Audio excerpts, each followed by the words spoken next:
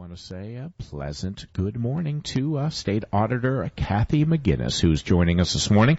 Good morning, Kathy. Good morning. How are you? Great. How are you? Good, thank you. It's been a while since you've been in studio. A couple months, I think. I know, it's true. And a lot's transpired over the last few months. Let's start off talking about your office and some of the reports that you've produced during this last few weeks, especially. I've seen quite a few come across. Absolutely. I don't know if the folks are aware, but last fiscal year, including the ACFR, which has 23 components, we have released over 80 reports. And then this year, this calendar year, is going to be historic and record-breaking for the office with the amount of reports that we are releasing.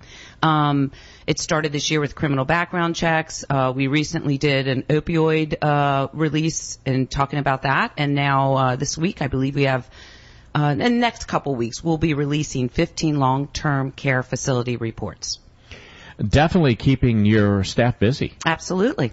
And that's something that the prior auditor's office did as well, but in a little different respect. You're putting out a lot of transparent reports since you've been auditor. Yes, absolutely. We have been doing our regular mandates, which are mandatory by code.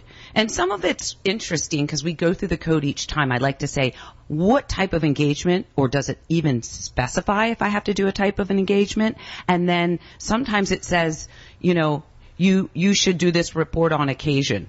So we're trying to get everything on a rotating schedule and make it make sense while we're doing it as well. So, on occasion, what does that mean? So we also had done a Westlaw search early on and found out that some entities had not been audited that we could locate ever. So surprise, here we are doing our job and trying to provide for you Delawareans, show you the work that we're doing, show you that we are following the code, and as well special reports that touch on government efficiency and economy. And during all of this, your personal life has changed considerably. Oh, sure. And you weren't able to really discuss it in the past, but now you are. I am. No gag order. Right. Mm-hmm. So if we could...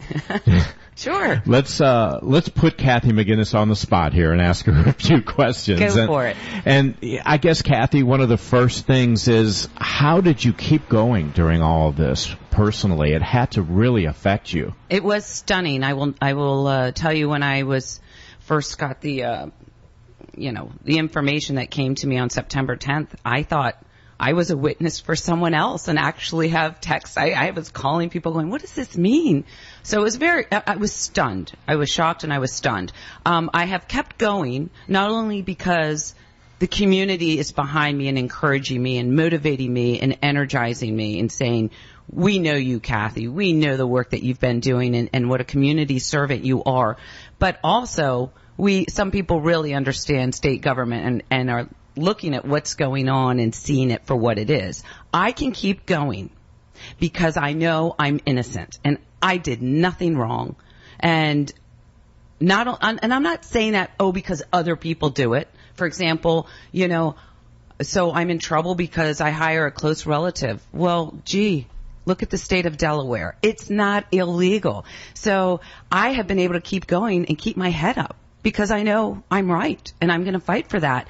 If I wasn't, me, I would bow my head and gracefully, channel Angie, which is my mom who knows Angie, and go about my business and do other things. But I'm a fighter, and I stand up, for things that I've stand up for the LGBTQ community before it was popular. In fact, it was not popular decades ago. I've done things where I've kind of put myself out there, and I'm willing to take the hits and the punches because I know I'm doing what's right. And I have to look at myself in the mirror every morning and know that I am doing my job and serving my community.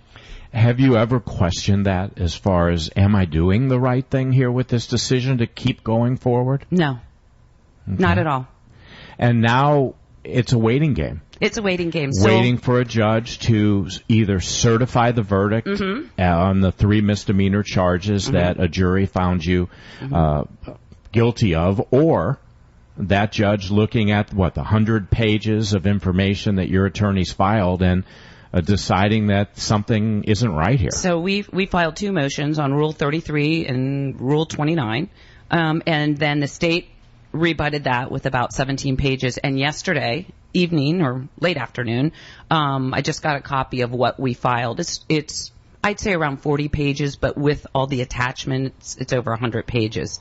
So we actually are proving and showing different things, Brady violations. What's a Brady violation? I had no idea what a Brady violation is. It stems from Brady versus Maryland, where a prosecutor, they have to give and provide the defendant information that would also show that they're innocent, and that information was withheld, and we do know they had it. So there's things like that are very important, and probably to the meat of this. The fact that the chief investigator lied to get the affidavit, lied to get the search warrant, lied on the stand.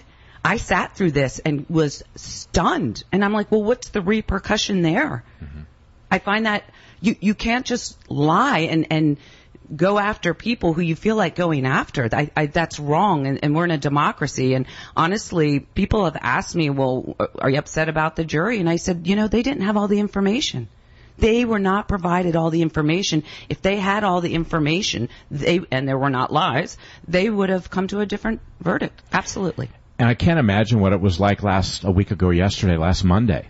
I know, the Bill of Address. Sitting through a Senate hearing. Yes. So, as you know, the House had sent a letter saying we're not going this path. We're gonna wait, and we're gonna also wait for the process, because there is a democratic process. But the Senate wanted to push forward, and they only needed 11 votes for it to go through and pass to say, now we want to have a process. Right. The fact that one Democratic senator said no and pulled out and sided with the Republicans, that in turn meant it was very obvious they don't have the votes to go through, so, down this road. So I'm not quite sure what that was about. And here you sit just waiting. That can't be easy. It isn't, but you know what? Again, I have such admiration for the folks that are standing up for me as well. I knock doors every night after going to Dover in the day, and I definitely look a little different than the little piece I'm handing out. They're like, is that you? And I'm like, yes, when I'm not sweaty and I have makeup on. And it's been pretty hot, as you know. But the response at the door, that it's great. It's great. People are just, we know what's going on.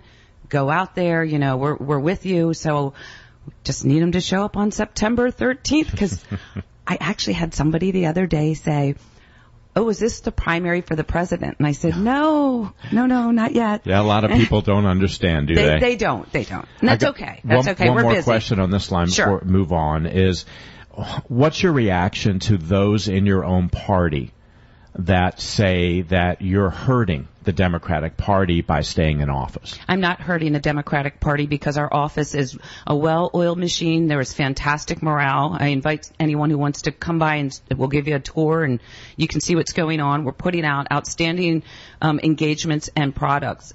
So obviously, I'm still in that capacity, and everybody is accepting all of my work throughout state government.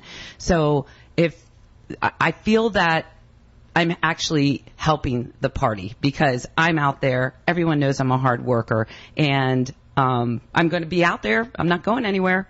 So I would disagree with that. Very good. State Fair. Woo! You spent a lot of time there. Oh, yeah. Did you kiss the pig? No, but I buy a goat. I do buy a goat every year. Right. I do. I know people are probably thinking, the fair is just something, if you grow up here and you went to the fair, I love it.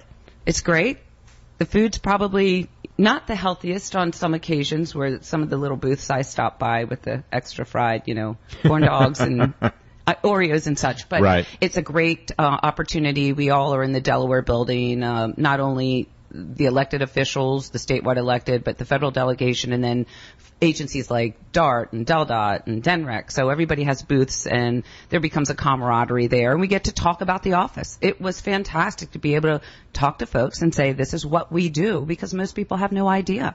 I don't know why, the state fair, but every time it comes, the heat just gets so hot. It was like a light switch. Wasn't it like a light switch? Yes. Okay, instant humidity. The fair must be starting. Yep, it's very, very true. Well, it's always a pleasure. I want to thank you very much for sharing some of your personal thoughts with us today as well. I know a lot of people have been asking and wondering, so thanks for spending that time. Thank you. And continued success, of course, to you and the State Auditor's Office. And thank you for always, 99.1, Jeff. You're always allowing me to share what's going on in the office, and I think it does matter for all the Delawareans to know. So you're very transparent there. Thank you. You're very welcome. You take care.